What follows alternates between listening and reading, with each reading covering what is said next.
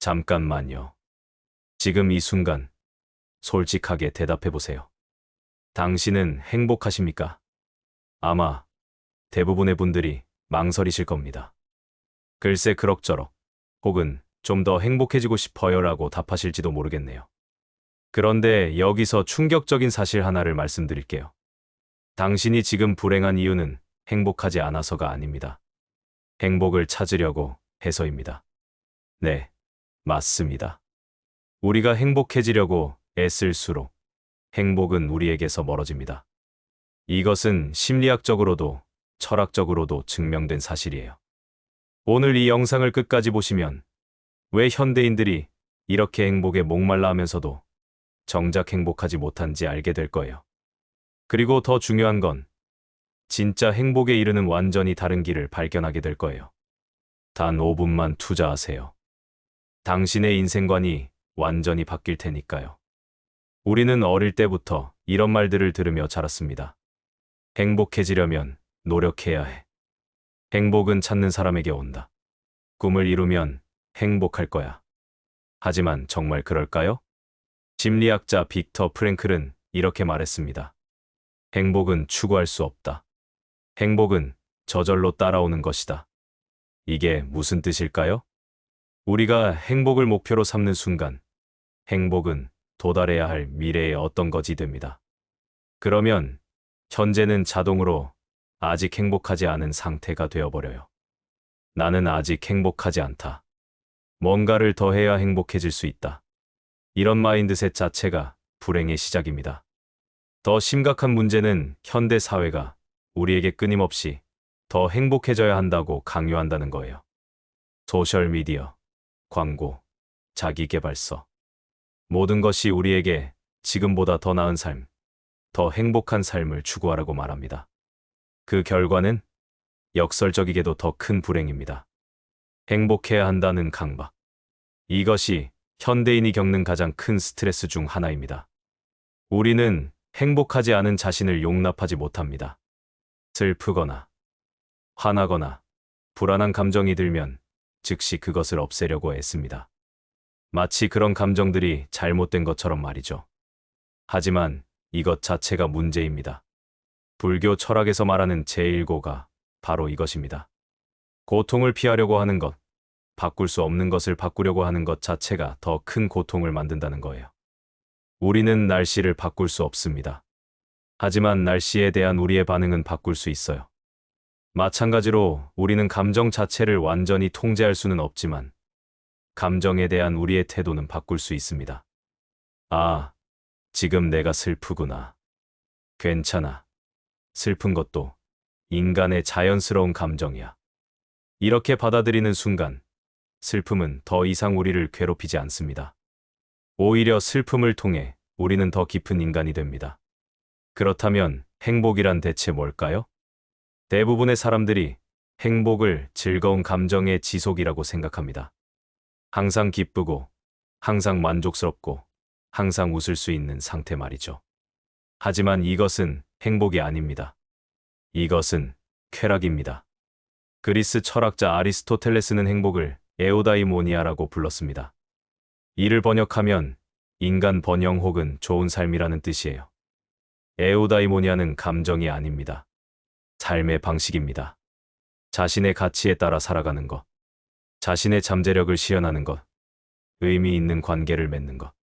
이런 것들이 진정한 행복이라는 거죠. 그런데 여기서 중요한 포인트가 있어요. 에우다이모니아는 추구하는 것이 아니라 실현하는 것입니다. 행복을 찾으러 어디론가 가는 게 아니라 지금 이 자리에서 행복한 방식으로 살아가는 거예요. 그럼 어떻게 해야 하나요? 좋은 질문입니다. 답은 의외로 간단해요. 찾기를 멈추고 허용하기를 시작하는 겁니다.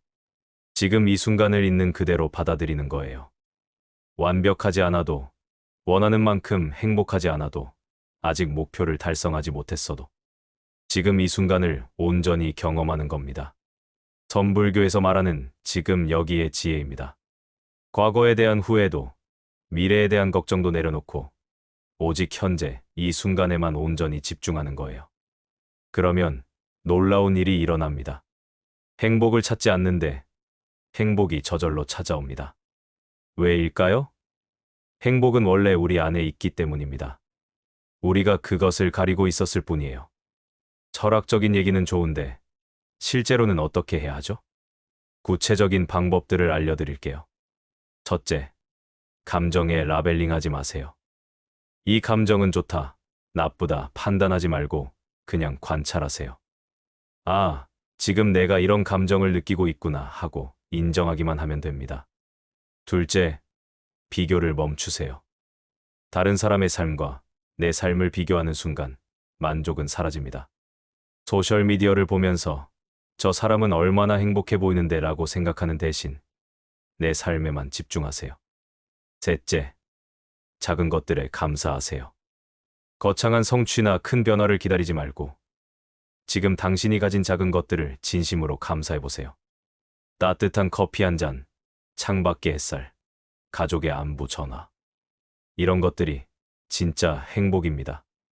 넷째, 해야 한다를 할 수 있다로 바꾸세요. 행복해야 한다가 아니라 행복할 수 있다로 생각을 바꿔보세요. 의무가 아닌 선택의 관점에서 접근하는 거예요. 일본에는 와비사비라는 개념이 있습니다. 불완전함과 무상함 속에서 아름다움을 찾는 미학이에요. 우리 인생도 마찬가지입니다. 완벽하지 않기 때문에 아름다운 거예요. 항상 행복할 필요도 없고, 항상 성공할 필요도 없고, 항상 만족스러울 필요도 없습니다.